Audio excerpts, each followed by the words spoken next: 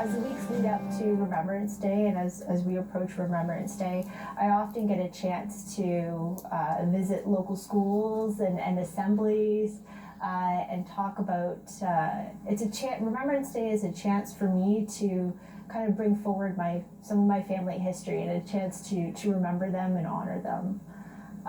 So as Remembrance Day approaches, especially as the First World War, I often tell a story about my great-grandfather.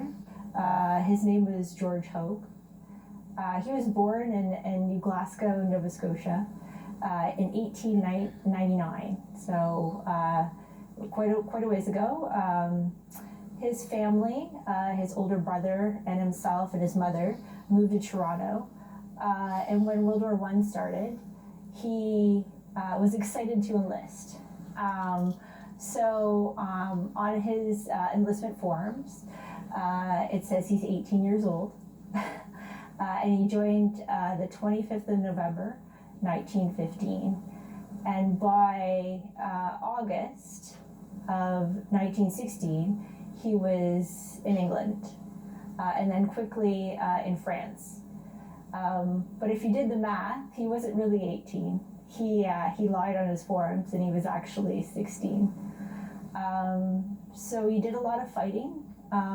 He signed up as a sapper, which was a combat engineer.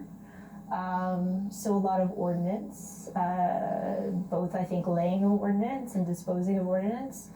And based on his enlistment records, a lot of laying down railway lines and things like that for movement of supplies. It's interesting, when he enrolled and his mother found out, she started writing letters, kind of like letting them know that he was a minor, essentially. So if you go on the Archive Canada records, he's got 62 pages, so it's everything in there.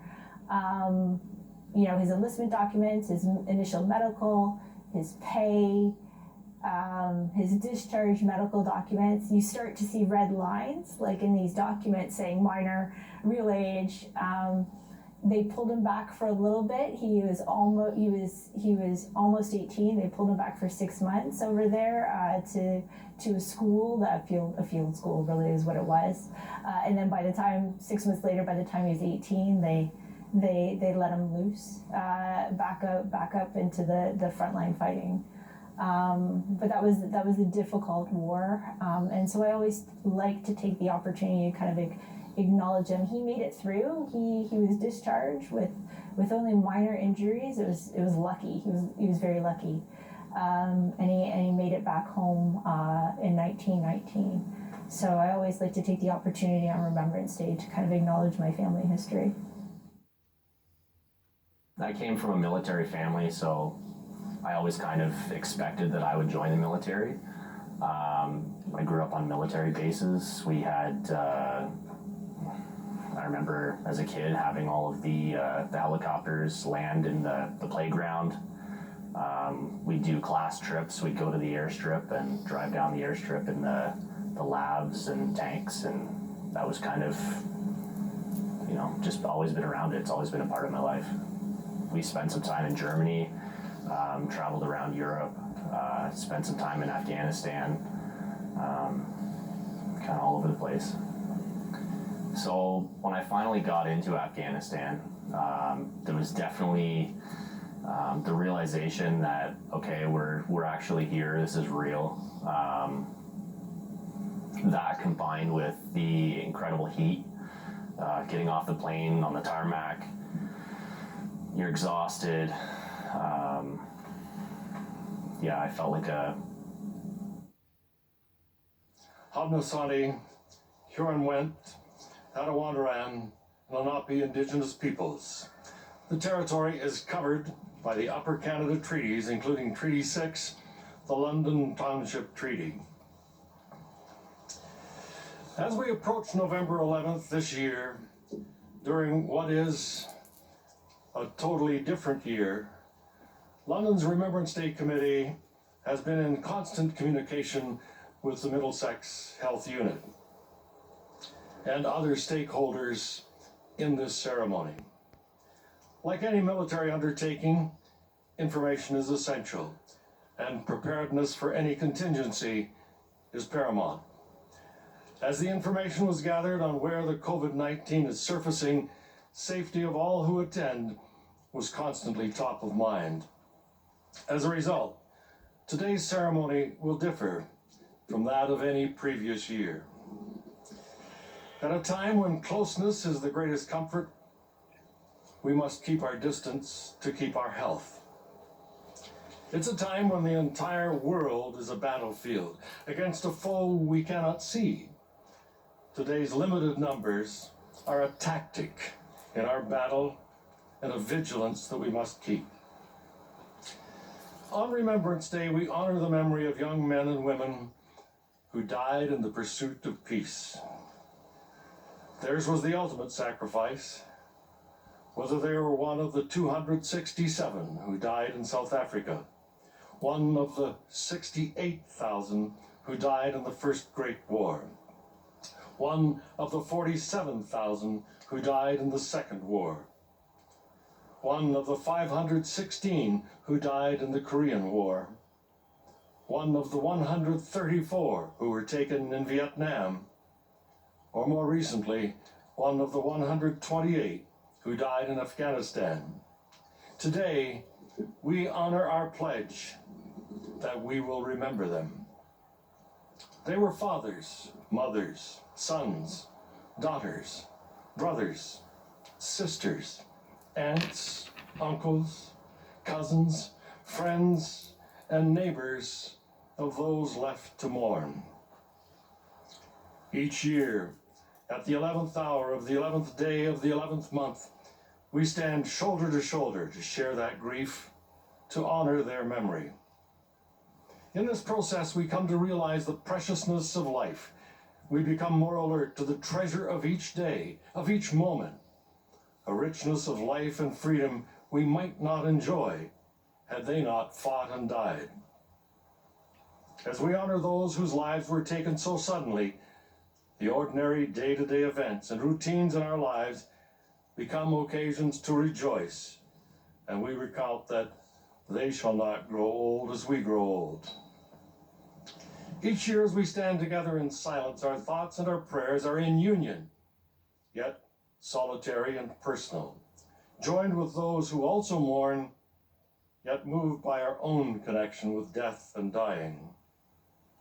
Today, as we battle an unseen foe, we cannot stand shoulder to shoulder to honor our dead. But we do stand heart to heart, and our souls are joined with the souls of those who we honor and remember. Our ceremony today here at the Cenotaph will feature fewer of the living. But we hold this ceremony knowing that it honors each and every one of those who died. There are no choirs here to sing today, but we raise our hearts and know the angels sing in praise and honor. Today, the moments of silence are even more profound as we join, knowing that no matter how far apart we seem, during this silence we are together in our resolve to remember them. And we thank our partners in the media, CTV, Rogers, CJBK, and AM 980, who have helped you who are listening to join us here. Today at 11 a.m., as part of the tribute tour, the Royal Canadian Air Force Hercules C-130 will do a flyby. Londoner Captain Derek Pasma is part of the crew of the mammoth plane that in service carries troops and supplies. Today, there's respect for those who died and for those who serve and have served. And in our midst, to witness this flyby, is Captain Pasma's grandmother, Alice Pasma. Alice and her husband George came to Canada from the Netherlands. They were both barely 20 when war was declared. George was part of the Dutch underground that played a significant role in the defeat of the Nazis. And accompanying Alice is Captain Pasma's parents, Jake and Marjorie Pasma. Thank you for being with us.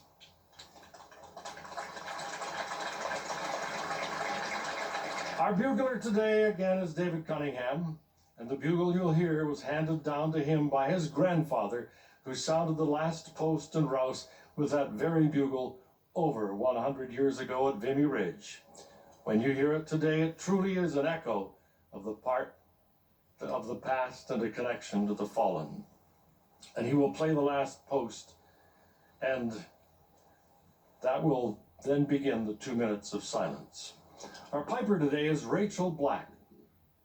When Piper Black plays the lament following the 2 minutes of silence, across the city, cemeteries where those who fell in service are interred, there will be a piper stationed to also play a lament at that time.